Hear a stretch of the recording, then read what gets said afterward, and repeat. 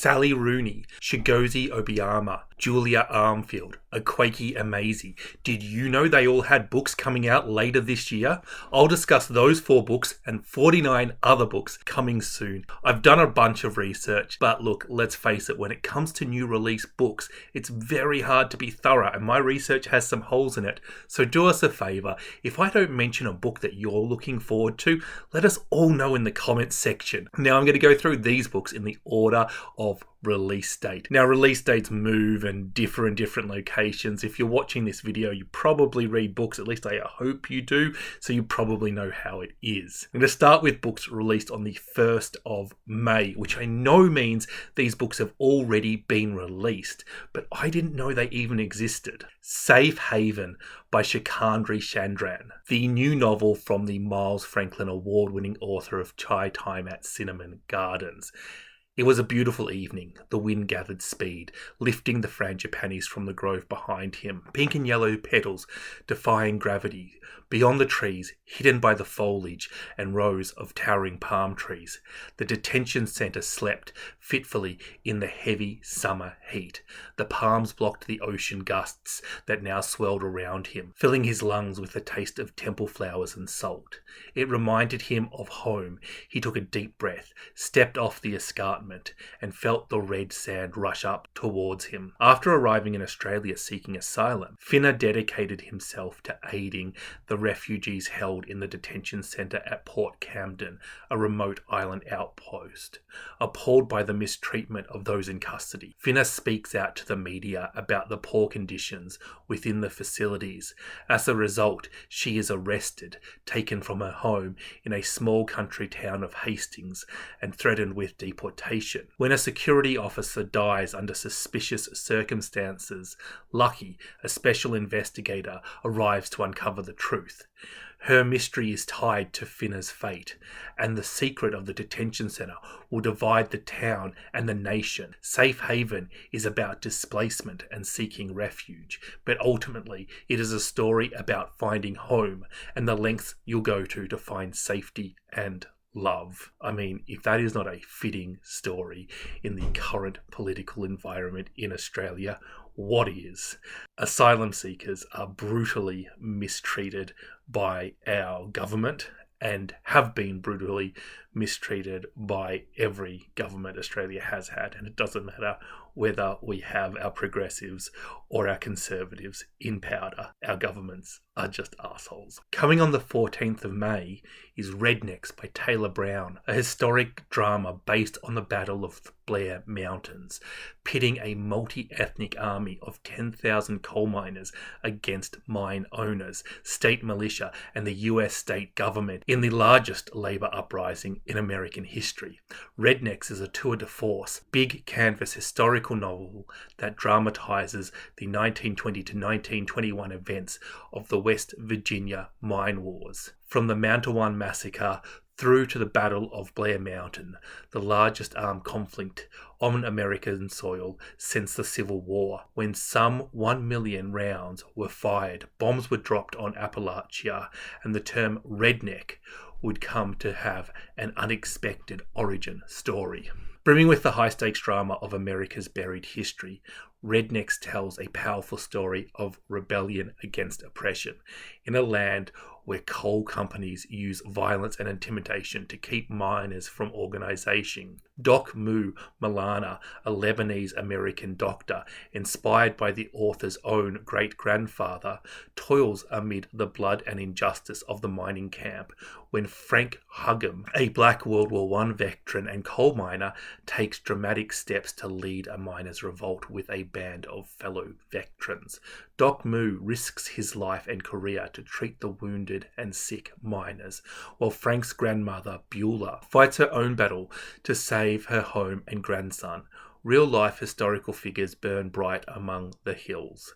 The fierce Mother Jonas, an Irish-born labour organiser once known as the most dangerous woman in America, struggles to maintain the ear of the miners, her boys, amid the tide of rebellion, while the sharpshooting police chief, Smillen or Sid Hatfield, dares to stand up to the gun thugs of the coal companies, becoming a folk hero of the mine wars. Award-winning novelist Taylor Brown brings to life one of the most compelling events in the 20th century of American history, reminding us of the hard-won origins of today's unions. Redneck is a propulsive, character-driven tale that's both a century old and a blistering contemporary, a story of unexpected friendship, heroism in the face of injustice, and the power of love and community against all odds. I love me a book about protest, about labour movements, and about sticking it to a big coal company. That sounds fabulous. We Were the Universe. Kimberly King Parson. A young mother, in denial after the death of her sister, navigates the dizzying landscapes of desire, guilt, and grief in this darkly comic, highly anticipated debut novel. The trip was supposed to be fun. When Kit's best friend gets dumped by his boyfriend, he begs her to ditch her family and responsibility for an idyllic weekend in the Montana mountains. They'll soak in the hot springs, then sneak a vape into a dive bar and drink too much, like old times. Instead, their getaway only reminds Kit of everything she's lost lately, her wildness, her independence, and most heartbreaking of all, her sister, Julie, who died only a few years ago.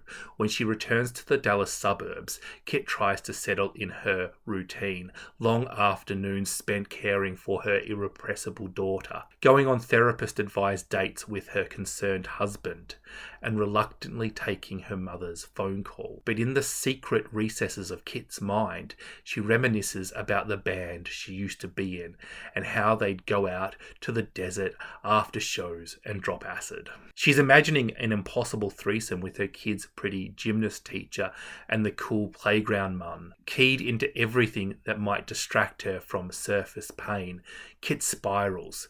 As her already thin boundaries between reality and fantasy blurs, she begins to wonder, is Julie really gone? Neon bright in its insight, both devastating and laugh out loud funny, We Were the Universe is an ambitious, inventive novel for a revelatory new voice in American fiction. A fearless exploration of sisterhood, motherhood, friendship, marriage, psychedelics, and the many strange, transcendent shapes love can take. On the 21st of May drops Exhibit by R.O. Kwon, an exhilarating, blazing hot novel about a woman caught between her desires and her life. At a lavish party in the hills outside of San Francisco, Jin Han meets Lydia Jun, and nothing will ever be the same for either woman. A bright young photographer, Jin is at the crossroads in her work and in her marriage to her college love Philip, and in who she is and who she wants to be.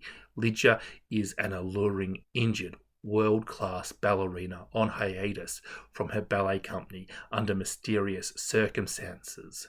Drawn to each other by their intense artistic drive, the two women talk all night. Cracked open, Jim finds herself telling Lydia about an old familial curse, breaking a lifelong promise. She's been told that if she doesn't keep the curse a secret, she risks losing everything. Death and ruin could lie ahead. As Jin and Lydia become more entangled, they realize they share more than the ferocity of their ambitions and begin to explore hidden desires. Something is ignited in Jin, her art, her body, and her sense of self irrevocably change. But can she avoid the spectre of the curse? Viral, bold, powerful, and deeply moving. Exhibit asks, how brightly can you burn before you light your life on fire? On the 28th of May, which is today if I get this edited on time, which is a big if. Allow me to introduce myself by Onyi Nabwinali. Every second of Anuri's life has been documented on social media. Now it's time to take back control. Anturi's stepmother, Ophelia, is the ultimate mumfluencer. Throughout Anuri's childhood, she catalogues every minute, milestone, and carefully curates her family's outings on social media, cultivating a devoted and sizable following. Now 25 years old, life looks pretty perfect on the outside. Ophelia's fans could be forgiving for wondering why Anuri spends much of her time insulting men online for money, battling the call of alcohol, and running from a PhD application, and reminding herself that she is not allowed to choose her own outfits. But when she sees her little sister being pushed down the same rocky path by Ophelia, she decides to take control back. Her stepmother, however, isn't giving up without a fight. Put away your phone and get ready to rethink your harmless social media habit in this darkly hilarious page-turner from an exciting new voice. I'm not sure calling a sophomore novel a novel from an exciting new voice is correct. The Safekeep by Yael van der Woden, an exhilarating, twisted tale of desire, suspicion and obsession between two women staying in the same house in a Dutch countryside during the summer of 1961, a powerful exploration of the legacy of World War II and the darker parts of our collective past. A house is a precious thing. It is 1961 and the rural Dutch province of, how do I pronounce that, is quiet. Bomb craters have been filled, buildings reconstructed, and the war is truly over.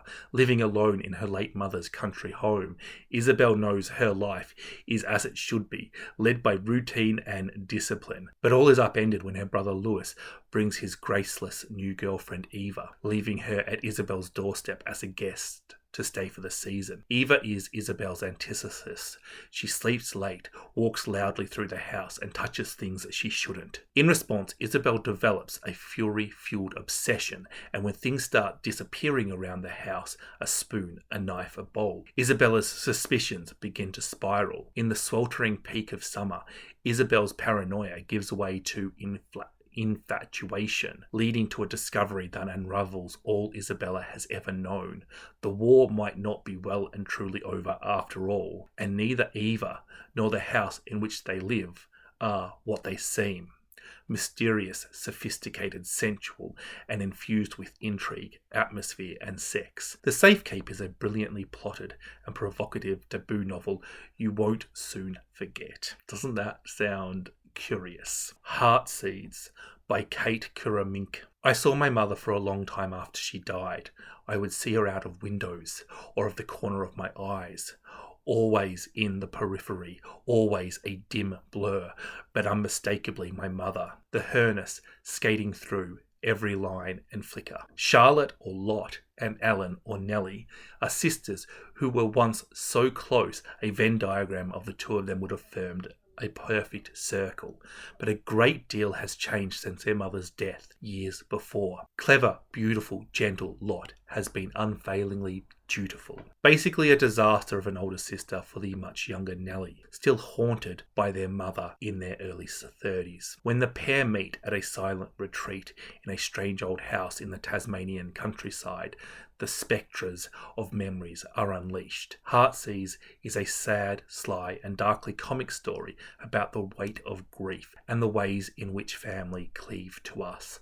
For better and for worse, it is an account of love and ghosts so sharp it will leave you with paper cuts. I mean, sometimes the publishers just need to calm down a little bit. So sharp it'll leave you with paper cuts. Like water, like sea, Ulamidi Popula is an immersive novel of self-discovery, resilience, and the unifying power of love. It follows the life of Nia, a queer, bi or pansexual naturopath in London, as her life unfolds across 3 pivotal moments.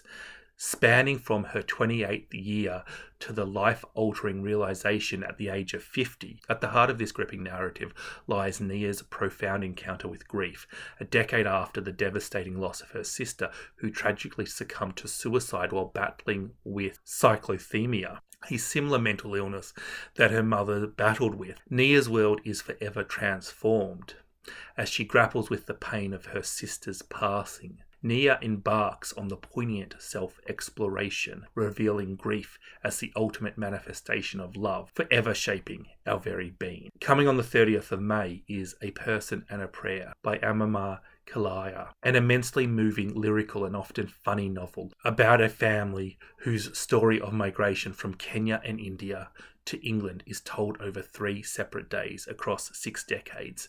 Betty and Shishma's marriage is arranged. When they first meet, they struggle through a faltering conversation about happiness and hope and agree to go in search of these things together. But even after their children, Selena, Tara and Rohan, are grown up and have their own families, Betty and Sushuma are still searching. Years later, the siblings attempt to navigate the life without their parents as they travel to the Ganges to unite their father's ashes with the opaque water. It becomes clear that each of them has inherited the same desire to understand what makes a life happy, the same confusion about this question, and the same enduring hope. A person is a prayer plumbs the depth of the space between family members, and the silence which rushes in like a flood when communication deteriorates. It's about how short a life is and how the choices we make can ripple down generations. July sounds very good. On the 1st of June is Cigarette Lemonade by Connor DeBruler. In a gritty underbelly of South Carolina, meet Dizzy and Smoke, an unlikely duo bound by circumstances. Cigarette Lemonade takes you on a thrilling journey alongside a young trans drug trafficker, Dizzy, and her inexperienced partner Smoke. Together they navigate a treacherous road trip marked by deceit and betrayal. Shootouts punctuate their path, where survival is their only motivation, and double crosses lurk around every corner. Cigarette Ash is a wild ride of an unlikely friendship, where 2 outsiders are thrown into seedy depth of an unforgiving underworld, authentically capturing the pulse of adrenaline and the complexities of being young, drawn, and out and broke. This gripping novel delves deep into the lives of its protagonist, unraveling the twisted truths that lie beneath the surface. Prepare to be captivated by Dizzy and Smoke's harrowing journey, where their paths merge and diverge, leading to an ending neither could have predicted. Now, I'm not sure if Cigarette Lemonade is the best or the worst title for a book ever, but it has served one purpose brilliantly. It got me to look at it.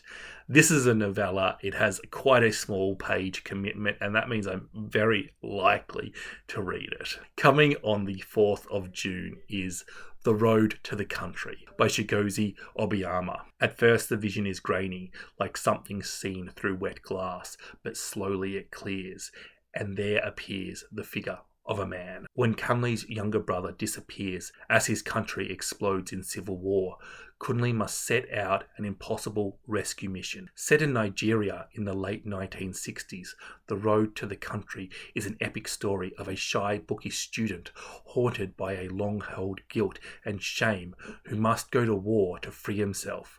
Kunle's search for his brother becomes a journey of atonement that will see Kunle's conscripted into the breakaway Biafran army and forced to fight a war he hardly understands, all while navigating the prophecies of a local seer. He who marks Kunle as an Abani Ida, one who will die and return to life. The story of a young man seeking redemption in a country on fire, Shigozi Obiyama's novel is an odyssey of brotherhood, love, and unimaginable courage, set during one of the most devastating conflicts in the history of Africa and probably the world, intertwining myth and realism into a thriving, inspired, and emotionally powerful novel.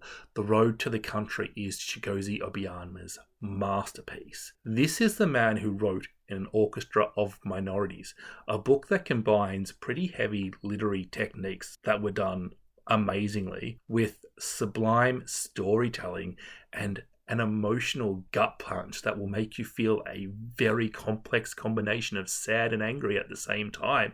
And somebody is saying that this book is his masterpiece. I was always going to read Shigozi Obiyama's new book, but geez, sell me on it, why don't you? Early predictions, this is going to be all over a few prize lists. Blessings by Shikuiba Iba. Apologies, that's not how he pronounces his name. Moonlight meets purple hibiscus in this gay coming-of-age novel from an astonishing young talent set in a post-military Nigeria and culminating in the Same-Sex Marriage Prohibition Act of 2014. Obifana has always been the black sheep of his family, sensitive where his father Anozi is pragmatic, a dancer where his brother Aniki is a natural athlete. But when an intimate connection blossoms between Obifana and a boy from a nearby village, happiness is fleeting once his father catches them together and banishes him to boarding school. Obifana finds and hides who he truly is as he navigates his new school's strict hierarchy and unpredictable violence. Back home, his mother, Uzumaka, must contend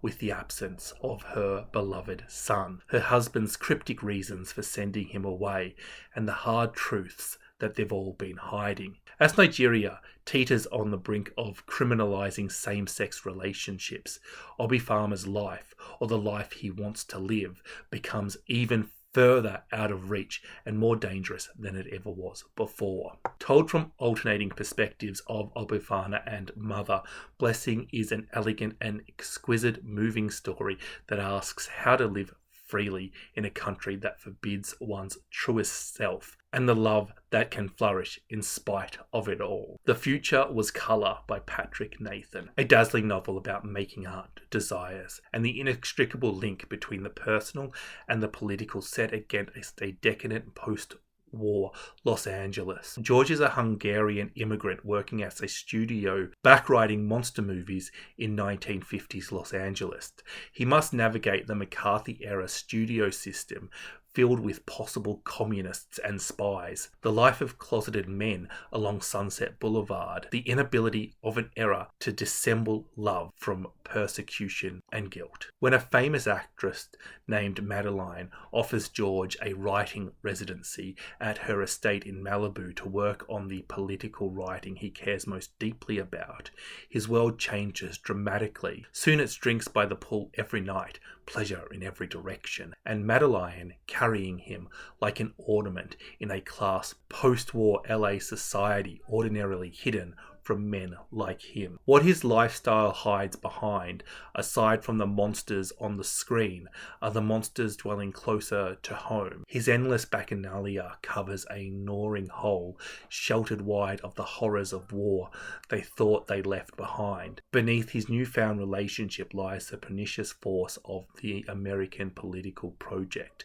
and what George can never escape, his past as Grigori, a queer Jew who fled Budapest before the war, landing in New York all alone a decade prior. In New York, as in California, the people he loved aren't always what they seemed, and neither is his adopted country, one pretending to have transcended bigotry, authoritarian, and violence. It is a novel as well as a historical document, upending our perceptions of just how personal the political can be. Swift River by S.E.J. Chambers. It is the summer of 1987 in Swift River, and Diamond Newbury is learning how to dive. Ever since her pop disappeared 7 years ago, she and her mother hitchhike everywhere. But that's not the only reason Diamond stands out.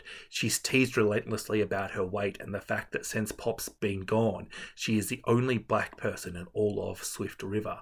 The Summer Ma is determined to declare Pop legally dead so they can collect his life insurance money, get their house back from the bank, and finally move on. But when Diamond receives a letter from a relative she has never met, key elements of Pop's life are uncovered. She is introduced to two generations of African American Newbury women, spanning the 20th century and revealing a much larger picture of prejudice and abandonment, of love and devotion. As pieces of their shared past become clearer, Diamond gains a sense of her place in the world and in her family. But how will what she learns of the past change her future? England Is Mine, Nicholas Padamassi. David hates school, where he has been bullied, and he has reached sixth form without any friends. Music is the only thing that keeps him going. Inspired by his hero Carl Williams, he becomes vegan, wears eyeliner, and writes song lyrics. But one night, on stage, Carl Williams accuses Muslims of homophobia and is cancelled. Conflicted by his feelings for his favourite artist, and compelled by the conversation he has while playing Call of Duty, David becomes more and more fascinated by the far-right narratives of masculinity in conflict with liberal society. Living in the same East London borough as David, Hassan has his own problem. He's drifting apart from his childhood friends Mo and Ibrahim, who drink, blaze skunk, and mock him for hanging out at the Muslim Youth Centre, where he's older than everybody else. Determined to make something of himself, he volunteers for his local mosque and works hard to try and get the grades he needs to go to university. As these second-generation immigrants struggle for the same sense of identity and belonging amid a wave of online radicalization and extremism, their fates become inextricable, catastrophically entwined. I am very interested in how the alt-right gets their grubby little fingers on impressionable young men online and the tactics they use. I find it a little bit revolting, but a little bit fascinating. Imperial Harvest by Bruce Pascoe. Imperial Harvest is a timely book that speaks to the universal lesson of war. It addresses pertinent themes of dispossession by tracing imperialist tactics all the way back to the rise of the Khan Empire in the 13th centuries. Yen Si has lost everything in the Khan's brutality. Left with one eye and one leg, he is forced out of his home to work in the city as a horse handler. Witness to the Khan's violent crusade, their raids sweeping across Eurasia, he travels with the theatre of war, but exists outside of it, stunned every morning to find himself alive. Yen Si moves randomly across Europe with a loose brand of survivors, men who think of survival, men who think of resistance, and women who dare to dream of peace. Whilst narrated by a male, women are at the forefront of this story, often the most active of the characters, both for their plight and their guidance. Imperial Harvest tells the story of war, but most importantly, of hope. I still have Bruce Pascoe's new non-fiction release, Black Duck, on hold at the library. It's so popular. But now he's writing fiction too. I think every Australian knows who Bruce Pascoe is and the conversation that his book Dark Emu created in our public. I am very curious to read anything that man writes. Coming on the 6th of June is Private Rights by Julia Armfield, a stunning, unsettling novel following three sisters navigating queer love and faith at the end of the world. It has been raining for a long time now, for so long that the lands have reshaped themselves and the cities have returned to higher stories. Old places have been lost, arcane rituals and religion have crept back into practice. Sisters Isla, Irene and Agnes have not spoken in some time when their estranged father dies. A famous architect revealed for making the new world navigable. He has long cut himself off from public life. They find themselves uncertain of how to grieve his passing when everything around them seems to be ending anyway. As the sisters come together to clear the grand glass house that is the pinnacle of his legacy, they begin to sense that the magnetic influence of their father lives on through it. Soon it becomes clear that others have also taken an interest in both his estate and in them, and that perhaps their inheritance may not be theirs alone. Look, Our Wives Under the Sea was massively popular, and usually when you look at the blurbs of these books, you have other authors singing the praises of this. But Julia Armfield is one of my favourite writers, Florence Welsh. Now that's one very good shout out. Bright Eye Burn by Molly Atkins. In 13th century Ireland, a woman with power is a woman to be feared, and when young Alice Keator sees her mother wither under the constraints of family responsibility, she vows she won't suffer the same fate. Soon Alice discovers that she has a flair for making money and builds a flourishing business, but as her wealth and stature grow, so too do the rumours about her private life. By the time she has moved on to her fourth husband, a blaze of local gossip and resentment culminates in the accusation that could prove fatal. Inspired by the first recorded person in Ireland to be condemned as a witch, Bright Eye Burn gives a voice to a woman lost to history who dared to carve her own space in a man's world. Coming on the 11th of June is All Friends Are Necessary by Thomas Montz. In this joyous, big-hearted novel, Thomas Montz, a finalist of the Penn Hemingway and Lander Literary Award, delivers a commanding new story about the powers of friendship, community, and the families we create for ourselves. Efren Shinko Flores has just moved back to the Bay Area from Seattle jumping from sublet to sublet. In Washington, he was a beloved middle school biology teacher with a loving wife and a child on the way until a stunning loss changed his life. Now he's working temp jobs, terrified of commitment and struggling to put himself back out in the world. There to nurture Chinko is new and old friends, lovers who have protected him from the web around him.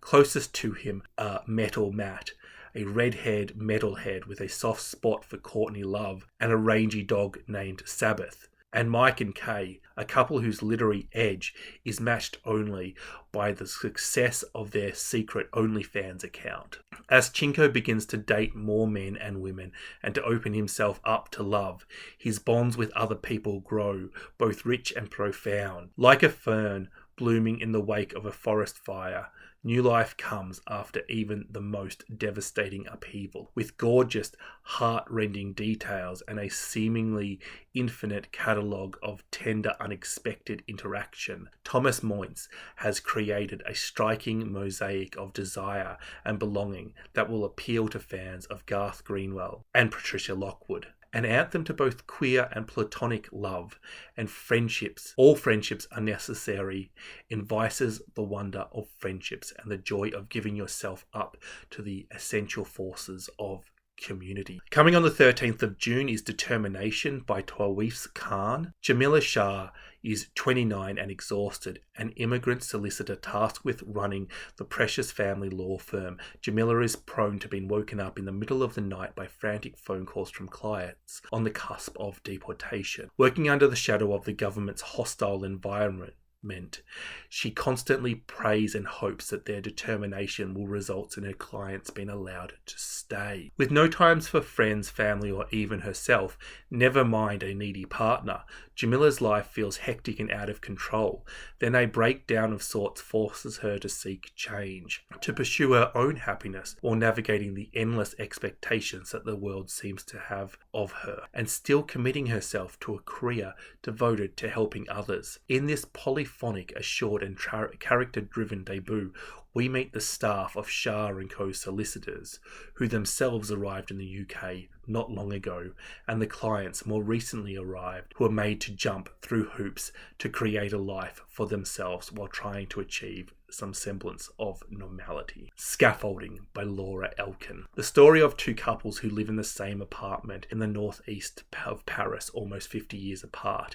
In 2019, Anna, a psychoanalyst, is processing a recent miscarriage. Her husband David has taken a job in London, so she spends days obsessing over renovating the kitchen while befriending a young woman called Clementine, who has moved into the building and is part of a radical feminist collective called Les Colliers. Meanwhile, in 1972, Florence and Henry are redoing their kitchen. Florence is finishing her degree in psychology while hoping to get pregnant, but Henry isn't sure he's ready for fatherhood. Both sets of couples face the challenge of marriage, fidelity, and pregnancy against a backdrop of political disappointment and intellectual controversy. The characters and their ghosts bump into the weave around each other, not knowing that they once all inhabited the same space. A novel in the key of Eric Romer, Scaffolding is about the bonds we create with people and the difficulties of ever fully serving them, about the way that people we've known live on in us, and about the way in which homes we know make communal memories of the people who have lived in them and the stories that have been told there. Only Here, Only Now. Tom Newlands. A brilliant new talent, writing from the lived experience, makes his debut novel with this irresistible and original story in the vein of Young Mungo and Hang the Moon that pierces the beautiful brilliance and likely quick mind of a teenage girl growing up with undiagnosed ADHD in working class Scotland. In the blazing hot summer of 1994, there's nothing for Cora Mowat to do but to hang around an empty parking lot, stuck in her mum's small house and tired of her own restless mind. She is desperate to break free of the limits of Fife, but unsure of what the future holds, if it holds anything at all for a girl like her trying to find her way in the world. After her mother invites a new man to live with them, tensions quickly rise in the cramped house. Gunnar is kind but strange too, a one-eyed shoplifter with more than a few hidden secrets. But when tragedy strikes shortly after, Cora rebels against her small-town existence in search of love, acceptance, and a path to something good.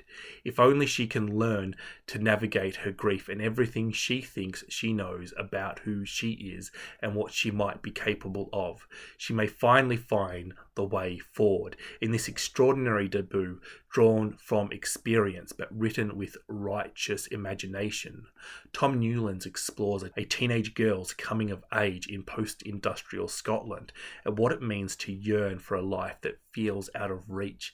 Vibrant, lyrical, and fiercely funny. Only Here, Only Now is a story of identity and a family that shines with hope and resilience. And not only does that sound brilliant, but I have to say that cover is brilliant.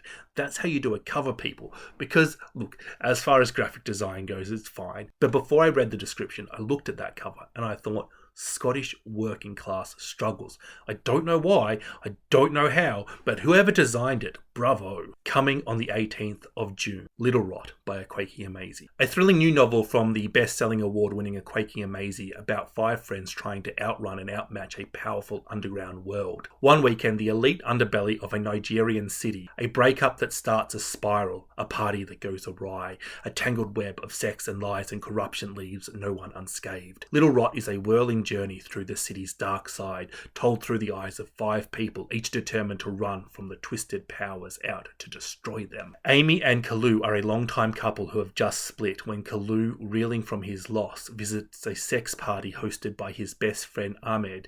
He makes a decision that will plunge them all into chaos, brutally upending their life. Oyla and Sarara, 2 Nigerian sex workers visiting from Kuala Lumpur, intersect with the 3 old friends as everything goes to hell. Stuck into the city's corrupt underworld, they're all looking for a way out of the trouble, driven by loss and fueled by a desperate need to escape the dangerous threat that looms over them. They careen madly in the face of the poison of power, sexual violence, murder, betrayal.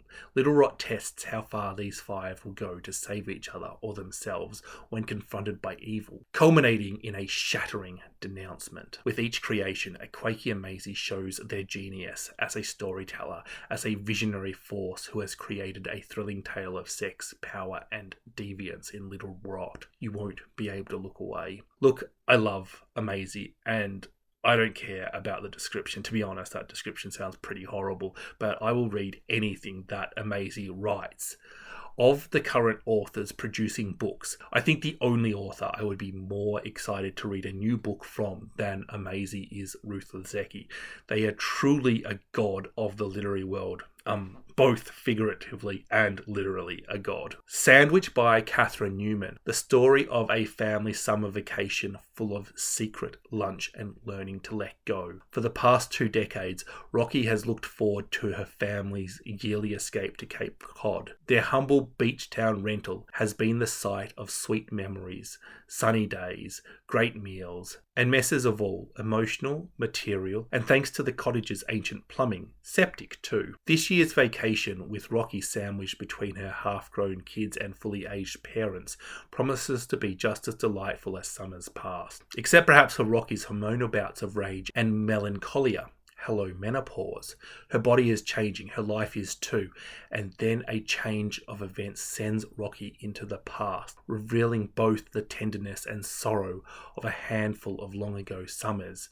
And when Rocky comes face to face with her family's history and future, she is forced to accept that she can no longer hide her secrets from the people she loves. Newman's last novel, We All Want Impossible Things, was great, so I will read this one just simply based on the strength of that one. The Glassmaker by Tracy Chevalier, a rich transporting story that follows a family of glassmakers from the heights of the Renaissance-era Italy to present day. It is 1486 and Venice is a wealthy, opulent centre for trade. Orisola Rosso is the eldest daughter of a family of glass blowers in Maranio, the island revered for its class. As a woman, she is not meant to work with glass, but she has a hand for it, the heart and the vision for it too.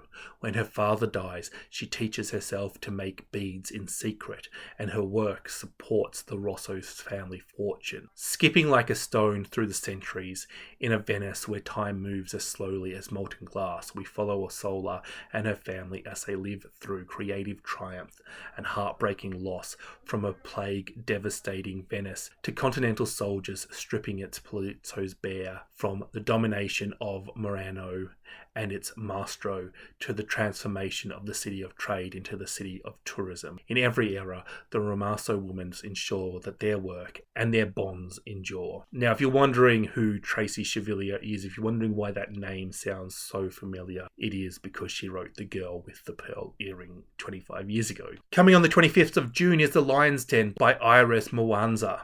A missing boy, a corrupt system, a case that could change everything when young queer dancer Wilbless Bessie Malinga is arrested by a corrupt police. Fresh from the village, rookie lawyer Grace Zulu takes up his case in her first pro bono case. Presented with a freshly beaten client, Grace protests to the police and gets barred from assessing Bessie, who then disappears from the system and the world without a trace.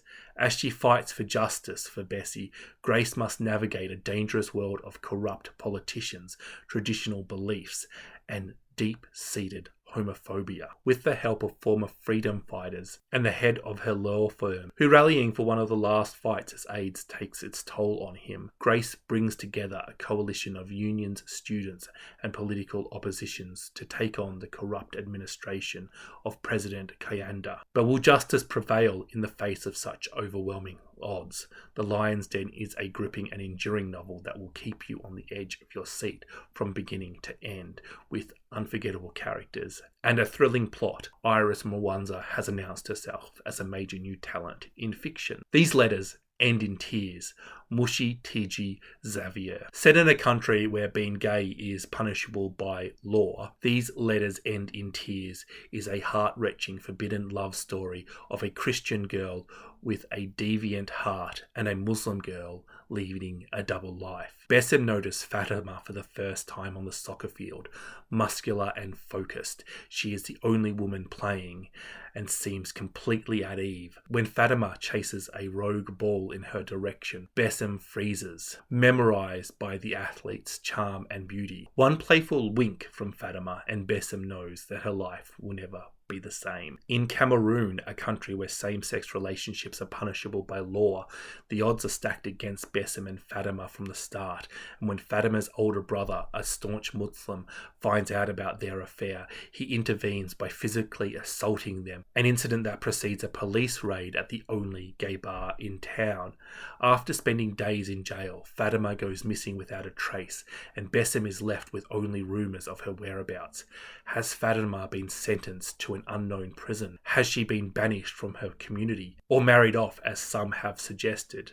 Or even something more sinister. 13 years later, Bessim is now a university professor, leading a relatively quiet life, occasionally and secretly dating women. However, she has never forgotten Fatima. After spotting a mutual friend for the first time in years, the last person who may have seen Fatima, Bessim embarks on a winding search for her lost love. Cameroon, love between different religions, gay rights, and that title? Sign me up. Hey Zoe, Sarah Crossan. Dolores O'Shea's marriage collapsed when she discovered her husband's AI sex doll in the garage. When she moves Zoe into the house, they become oddly bonded, opening the doors to a lifetime of repressed feeling and memories.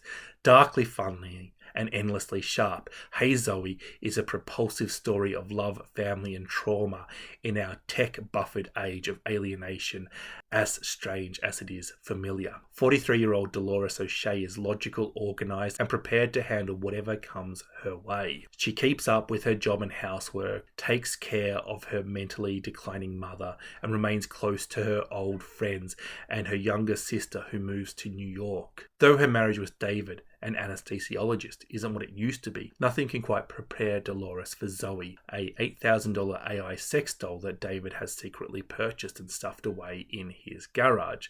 At first, Zoe sparks an uncharacteristic strong violence in Dolores, whose entire life is suddenly cast in doubt. But then Dolores and Zoe start to talk, and what surfaces runs deeper than Dolores could have ever expected, with consequences for all the relationships in her life, especially her relationship with herself. Provocative, brilliant, and tender, Hey Zoe is an electrifying new novel about a painful truth of modern-day connection and the complicated and unexpected forms that love can take in a lifetime. One of my favourite books this year has been Annie Bot, and this sounds like two authors have had the exact same idea for a novel but developed it in completely different directions.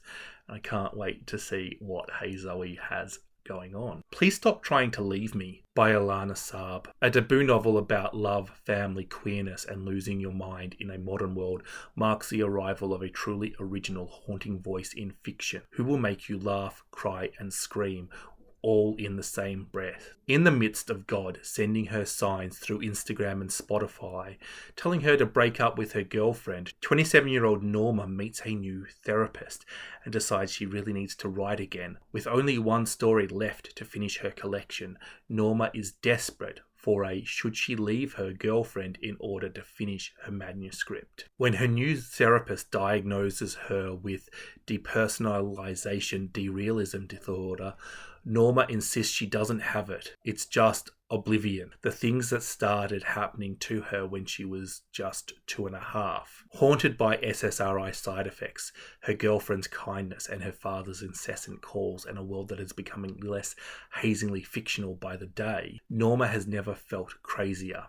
And whenever she attempts to write the last story, Norma is faced with the reality and unrealities of her past and the society in which she lives, and everything that she has ever believed in her life, writing, and in her love. Against the backdrop of climate change, radical injustice, Google Ads, and the metaverse, Norma begins sharing other stories, hoping that they can help her connect the dissociative dots once and for all.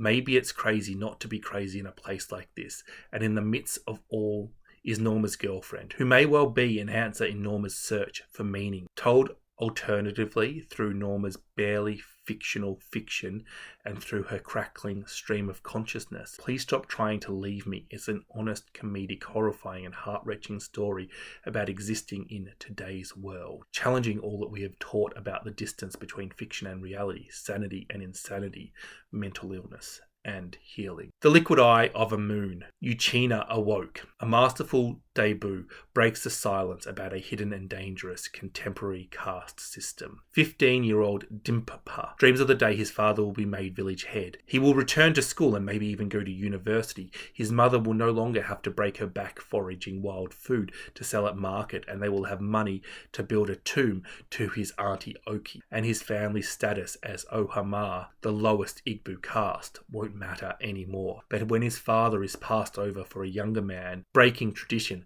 Dimpapa realizes that he must make his own fate. Journeying from his small village in rural Nigeria to Lagos, Accra, and then home again, Dimpa learns that no money is easy money, that superstitions run deep, that knowledge is power, and that sometimes it is better to live in the presence than always be chasing the future just out of reach. Coming on the 2nd of July is The God of the Woods by Liz Moore, from the New York Times best-selling author of Long Bridge River, about the missing child whose disappearance sends equal shockwave through 3 very different worlds. An opulent Androniac summer estate, the rustic teen summer camp that operates in its shadows, and the blue-collar community that serves them both. When Barbara von Lars is discovered missing from her summer camp bunk one morning in August 1975, it triggers a panicked, terrifying search. Losing a camper is a horrific tragedy under any circumstances, but Barbara isn't just any camper.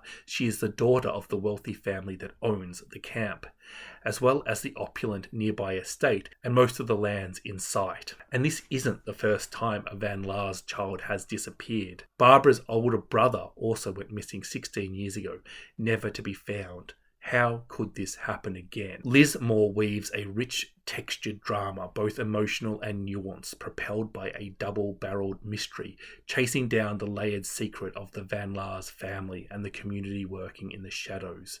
Maul's multi-threaded drama brings readers into the heart of the characters whose lives are forever changed by this eventual summer. The God of the Woods is a story of love, inheritance, identity, and second chances, a thrilling layered drama about the tension between a family and a community, and a history of secrets that will not let any of them go. A literary mystery thriller. Not sure what it is about this description, but that's sucking me in. The Road to the Salt Sea by Samuel Kolawole. As wrenching and as lumorous as Omar El-Akid's What Strange Paradise and Mohsin Hamid's Exit West, a searing exploration of the global migration crisis that moves from Nigeria to Libya to Italy from an exciting new literary voice.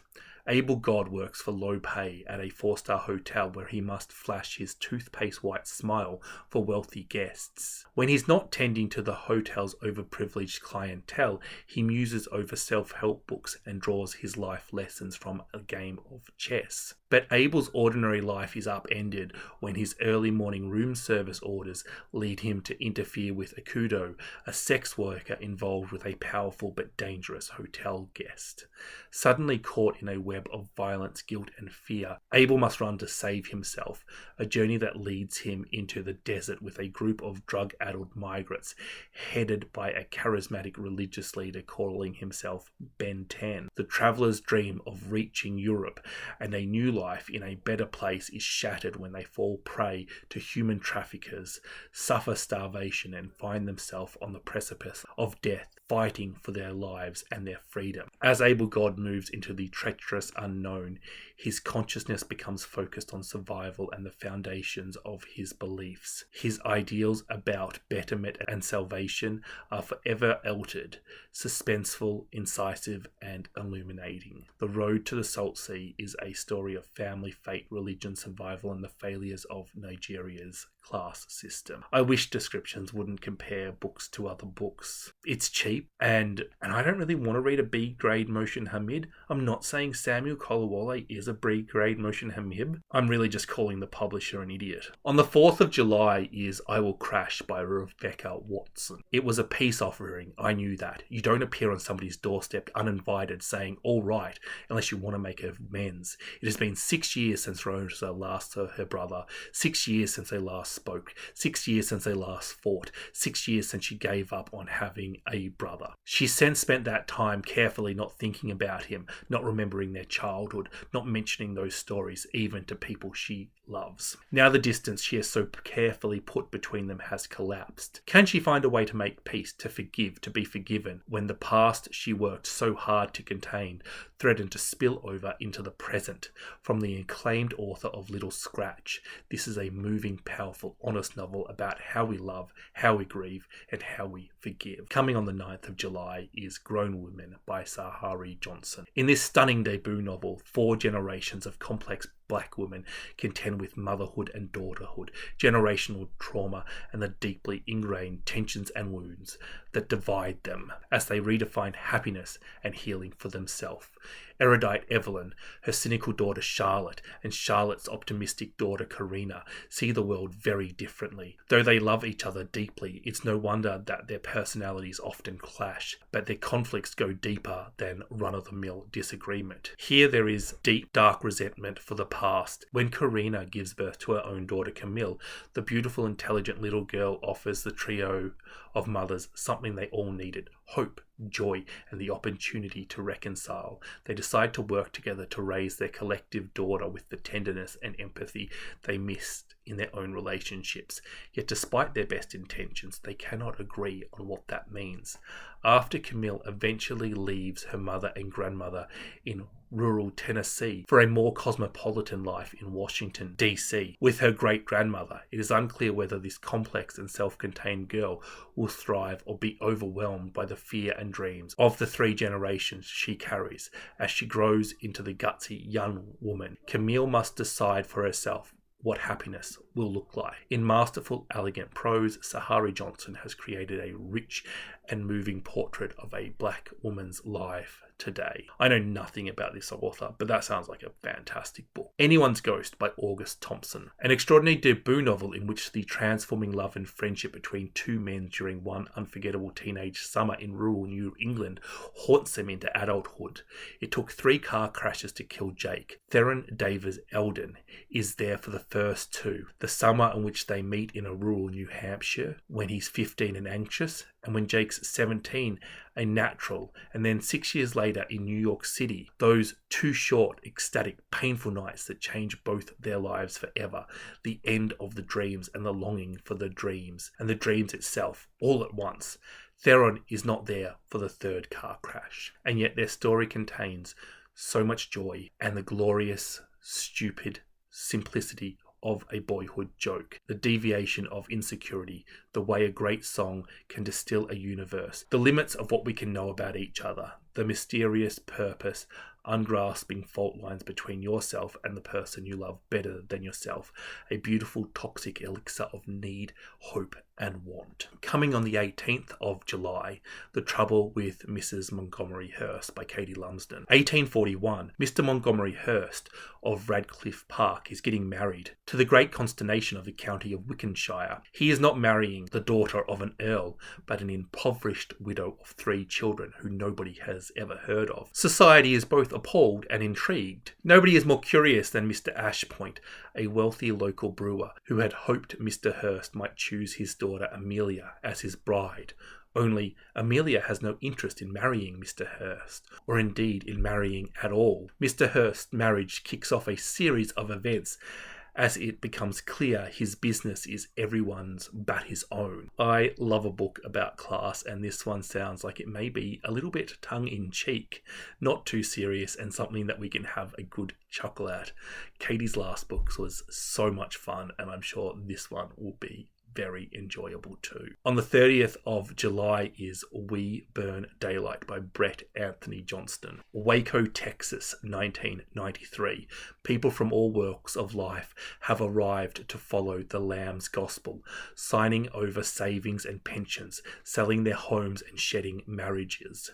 They've come here to worship at the feet of a former landscaper turned prophet who is preparing for the end of time with a staggering cache of weapons. Jay's mother is one of the newest and most devout followers, though Jay herself has suspicions about Lamb's methods and his motives. Roy is the youngest son of the local sheriff. A 14-year-old boy with a heart of gold and a nose for trouble falls for Jay without knowing of her mother's attachment to the man who is currently making his father's life hell. The 2 teenagers are drawn to each other immediately and completely, but their love may have dire consequences for the families. The Lamb has plans for them all, especially Jay, as his preaching and his scheming move them closer and closer to unthinkable violence. Roy risks everything to save Jay's life. I don't know anything about Waco, but I'm looking forward to finding out a bit about them and the Branch Davidians. Coming on the 1st of August is The Echoes by Evie Wilde. Max didn't believe in an afterlife until he died. Now, as a reluctant ghost trying to work out why he remains, he watched his girlfriend Hannah lost in grief in the flat they shared and begin to realise how much of her life was invisible to him. In the weeks and months before Max's death, Hannah is haunted by the secrets she left Australia to escape. A relationship with Max seems to offer the potential of a different story, but the past refuses to stay hidden. It finds expressions in the untold stories of the people she grew up with, the details of their lives she never knew, and the events that broke her family apart and led to Max. Both a celebration and autopsy of a relationship spanning multiple generations and set between rural Australia and London, The Echoes is a novel about love and grief, stories and who has the right to tell them. It asks, what of our past can we shrug off and what is fixed forever, echoing down through the years. The Anthropologists by Assegul Savas. Asa and Manu are looking at apartments, envisioning their future in a foreign city, removed from a web of family and its obligation. What traditions and rituals should they establish together? As they dream about the possibilities of each new listening, Aisha, a documentary filmmaker, spends a day gathering footage from a neighbourhood park like an anthropologist observing local customs, anxious to know how people people really live. Forget about daily life, chides her grandmother on the phone. Nobody cares about that. Meanwhile, life back in Aisha and Manu's respective home countries continues. Parents age, grandparents get sick, nieces and nephews grow up, and all just slightly beyond their reach. But the world they're making in their own new city is growing too, they hope, as they open up the horizon of their lives. What and whom will they hold on to, and what will they need to realise? Unfolding over a series of apartment viewings, late night conversations, last rounds of drinks and lazy breakfasts, The Anthropologists is a soulful examination of home building and modern loves, written with distinctive elegance, warmth, and humour. On the 6th of August comes And So I Roar by Abi Dare. When Tia accidentally overhears a whispered conversation between her mother, terminally ill and lying in a hospital bed in Port Harcourt, Nigeria, and her auntie, the repercussions will send her on a desperate quest to uncover the secret her mother has been hiding for nearly 2 decades. Back home in Lagos a few days later, Adani, a plucky 14-year-old girl runaway, is lying awake in Tia's guest room, having escaped from her rural village in a desperate bid to seek a better future. She's finally found refuge with Tia, who has helped her enroll in school. It has always been Adani's dream to get educated, and she's bursting with excitement. Suddenly, there's a horrible knock at the front gate. It is only the beginning of this harrowing ordeal that will see Tia forced to make a terrible choice between protecting Adani or finally learning the truth behind the secret her mother has hidden from her. And Adani will learn that her louding voice, as she calls it, is more important than ever, as she must advocate to save not only herself but all the young women in her home village. If she succeeds, she may transform her village into a place where girls are allowed to claim the bright futures they deserve and shout their stories to the world. Adani is the name of Dare's protagonist in The Girl with the Louding Voice. And look, usually if you don't like a book I like, I'm happy to just put that down to differences in taste. But if you don't like The Girl with the Louding Voice, you are objectively and completely wrong. Unspeakable Home by Ishmet Prizik, a stunningly original, simplistically brilliant and brutally honest novel from award-winning Bosnian refugee and writer who decades after escaping his war-torn home country looks back on his childhood, imploded relationships and battle with addictions, offering powerful insight into the human costs of conflict. It has been 2 years since our narrator divorced his beloved and lost his safe and most adoring home when he fled Bosnia as a teenager. The marriage couldn't have survived his brokenness, the trauma so entrenched and insidious that it's becoming impossible to communicate to anyone outside of himself, even the person he loves most. But as he writes in the first of many courageous, candid fan letters to the comedian Billy Burr, he knows he must try. A linguistically adventurous, structurally ambitious, and emotionally brave odyssey, Unspeakable Home takes us through the memories and confessions of our refugee narrator as he reflects on his bomb-ravaged childhood, the implosions of his relationship, and the agonizing battles with alcoholism. On the 13th of August comes The Palace of Eros by Cara de Robertis. Theirs was a love that defied the gods. Young, headstrong, Psyche has the ability to capture the eye of every suitor with her beauty, but also, unfortunately, the jealous gaze of the goddess Aphrodite. As punishment, Psyche is tied to a rock to be sacrificed to a monstrous husband, and yet no monster indeed. She is spirited away by Aphrodite's daughter, Eros. Eros, goddess of desires, can change genders at will, and in a hidden place, she visits her new bride under the cloak of which Psyche is forbidden to gaze upon the face of her new lover. But as they explore each other's bodies and discover new pleasures, Psyche is tempted to break her vow, even if it brings down the wrath of the gods.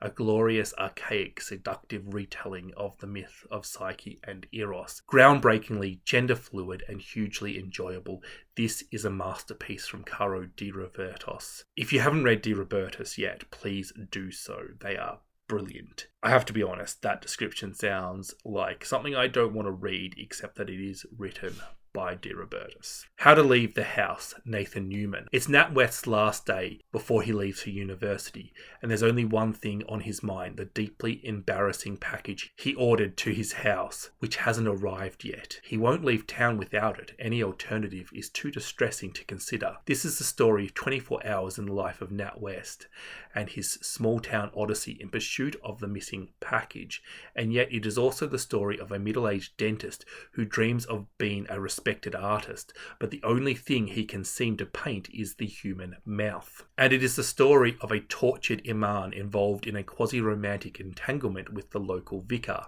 and the octogenarian mourning the death of her secretive husband, and the troubled teenagers whose nudes have leaked out on the internet. It's the story of Nat West's obnoxious ex-boyfriend and his class traitor mother and her childhood boyfriend, and the life-changing secrets he knows about Nate West's past. Alternating between Nate West's idiosyncratic inner world and the perspectives of the other characters, and dazzling in its energy, imagery and originality, this is an outrageously funny and tender moving story about being connected to everyone and everything at all times, about love, friendship and the lies we tell ourselves, about unhappy endings, happy endings, and whether anything really is as simple as one or the other. On the 15th of August comes Heart Be Peaced by Donald Ryan. I said it before, madness comes circling around 10-year cycles as true as the sun will rise. Some things can send a heart spinning, others will crack it in two.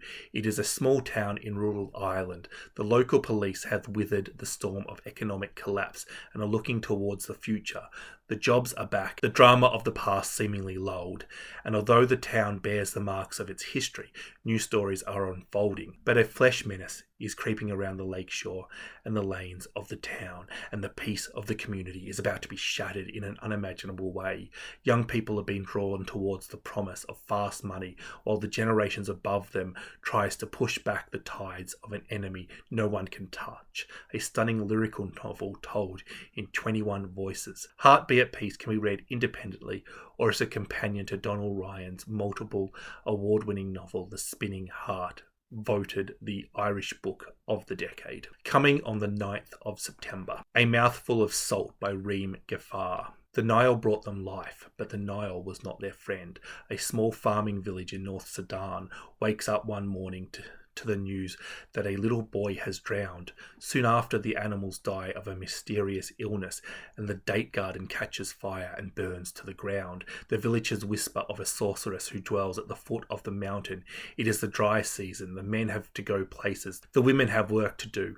The children play at the place where the river runs over its own bank. 16-year-old Fatima yearns to leave the village for Khartoum. In Khartoum, a single mother makes her way in a world that wants to keep the girls and women back. As civil war swells, the political intrudes into the personal, and her position in the capital becomes untenable. She must return to the village. A Mouthful of Salt uncovers a country on the brink of a seismic change, as its women decide for themselves which traditions are fit for purpose, and which prophecies it's time to rewrite. On the 10th of September comes My Beloved Life by Anitimba Kumar, an absorbing, deeply moving novel that traces the arc of a man's life, an ordinary life made exceptional by the fact that he has loved and has been loved in turn. Jandawath Kanwar's beginnings are humble, even inauspicious. In a village near George Orwell's birthplace, Junda's mother, while pregnant with him, nearly dies from a cobra bite. When we see Junda again, he is in college,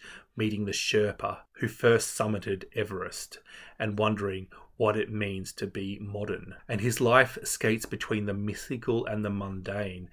And as changes big and small sweep across India, Jada finds meaning in the most unexpected places. He befriends poets and politicians.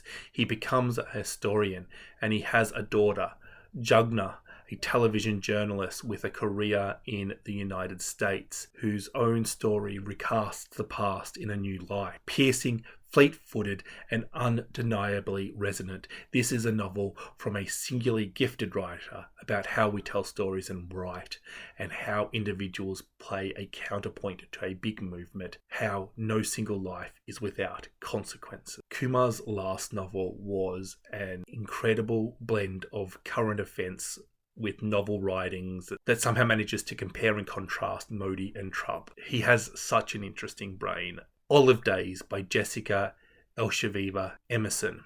A smouldering novel about an exhausted young mother in an Orthodox Jewish community of Los Angeles whose quest for authenticity erupts in a passionate affair following a night of wife swapping. Rena Kisha is an exhausted young mother and modern Orthodox Jew in the Pico Robinson neighborhood of Los Angeles. Dutifully keeping to the formidable expectations of a traditional household connects reader with generations past and those to come. But a contradiction burns at her. Rena is an atheist. She is also stymied in her life and marriage, hoping to reinvigorate their relationship. Rena's husband convinces her to partake in a night of wife swapping with other Orthodox couples. Rather than preserve her marriage, however, the swap plunges Rena down a heady path that begins with a rekindled passion for painting and culminates in an intoxicating affair with Will, her married Mexican-American art teacher. Clandestine rendezvous and stolen moments of ardor awaken Rena to an existence beyond the confining parameters of tradition, often glimpsing at the possible life she left behind in the olive groves in her youth. As the blush of erotic thrill comes into sharp contrast with the complications of living a secret life, Rena must decide if it's worth sacrificing everything she knows to fully inhabit the uncharted landscape unfolding before her, one where her needs take precedence. On the 12th of September comes Small Rain by Garth Greenwell. A writer's life is turned inside out by a sudden wrenching pain. The pain brings him to his knees and eventually to the ICU. Confined to bed, plunged into this dysfunctional American health system, he struggles to understand what has happened to his body as someone who has lived for many years in his mind. This is a searching, sweeping novel set at the furthest edge of human experiences, where the forces that give life value, art, memory, poetry, music, care, are thrown into sharp relief. Time expands and contracts. Sudden intimacies bloom. Small Rain surges beyond the hospital to encompass a radiant vision of human, our shared vulnerabilities, the limit of possibilities, of sympathies, the ideal of art and the fatigue of dream of America. Above all, this is a love story of the most unexpected kind. On the 17th of September comes The Wilds, a novel in 5 acts by Louis Bayard. A beautifully original story about Oscar Wilde's wife Constance and their 2 sons in the aftermath of the famous playwright's imprisonment for homosexuality, told against the backdrop of Victorian England and World War I. In September 1892, Oscar Wilde and his family retreat to the idyllic Norfolk community for a holiday. His wife Constance has every reason to be happy. 2 beautiful sons, a stellar reputation as an advocate for progressive causes, and a delightful, charming and affectionate husband and father who is perhaps the most famous man in England. But as an assortment of house guests arrive, including an aristocratic young wannabe poet named Lord Alfred Douglas, Constance gradually and then all at once comes to see her husband's heart is elsewhere, and that the growing intensity between the 2 men threatens the whole foundations of their lives. The Wilds, a novel in 5 acts, revolves around that faithful summer, what happens and what might have been, what was exposed. Oscar's affair with Lord Alfred Douglas, bossy as he was known, led to Wilde's imprisonment for homosexuality and the financial and emotional ruins of his family. In Act 2, Bayard reveals Constance and their sons, Cyril and Vivian, in exile, forced to sell their possessions, leave England and hide their identities. Act 3, from the perspective of Cyril, brings readers into the French trenches of World War I, where Cyril must grapple with the kind of man he wants to become. Act 4 reveals Vivian in London years after the war, searching for an answer from those who knew his parents. And in a brilliant act of imagination, Act 5 brings the entire cast back together in a surprising, poignant and tremendously satisfying tableau. On the 24th of September comes Space Odyssey by Catherine M. Valente. This is the sequel to Valente's hit novel Space Opera. Valente is such a talented author. She is like if Douglas Adams was a punk teenage girl in the 1990s. this book will be very, very funny. It will primarily be a sci-fi cum comedy, but that doesn't mean it will be fluff. Valente is quite brilliant. And Space Opera won the Hugo Awards, but I think you should read it as a slightly literary comedy. Also on the 24th of September is Intermezzo by Sally Rooney, an exquisitely moving story about grief, love and family from the global phenomenon Sally Rooney. Aside from the fact that they are brothers, Peter and Ivan seem to have little in common.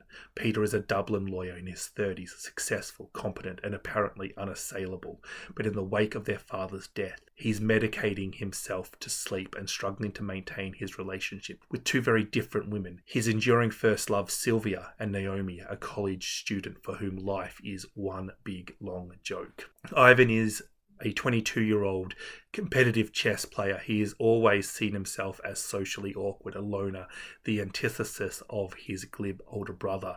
Now in the early weeks of his bereavement, Ivan meets Margaret, an older woman emerging from her own turbulent past, and their lives become rapidly and intensely intertwined. The two grieving brothers and the people they love. This is the new interlude, a period of desire, despair and possibility, a chance to find out how much one's life must hold inside itself without breaking. Sally Rooney writing about relationships? That's what she does. That's what she's famous for. That's what she's good at. But also, I've been really getting into chess lately. I'm terrible at it, but I've played enough chess to know that I'm terrible at it. So I'll be really interested to see what Rooney has to say about that too. On the 17th of October comes Juice by Tim Winton. This book doesn't have a description yet, so just know that there's a new Tim Winton on the way. And on the 12th of November comes Shy Creatures by Claire Chambers. In all failed relationships, there is a point that passed unnoticed at the time, which can later be identified as the beginning of the decline. For Helen, it was the weekend that the hidden man came to Westbury Park, Croydon, 1984. Helen Handsome is in her 30s and an art therapist in a psychiatric hospital where she has been having a long love affair with a charismatic married doctor. One spring afternoon, they receive a call about a disturbance from a derelict house not far from Helen's home. A mute 37-year-old man called William Tapping, with a beard down to his waist, has been discovered alone with his elderly auntie. It is clear he has been shut up in the house for decades, but when it emerges that Williams is a talented artist, Helen is determined to discover his story. Shy Creatures is a love-affirming novel about all the different ways we can be confined, how ordinary lives are built of delicate layers of experience, the joy of freedom, and the transformative power of kindness. If you've gotten this far, thank you so much for watching until the end. Before I go, I just want to thank my wonderful Patreons for their support.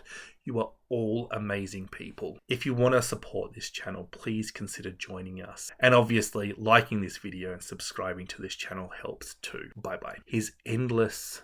What the fuck does that say?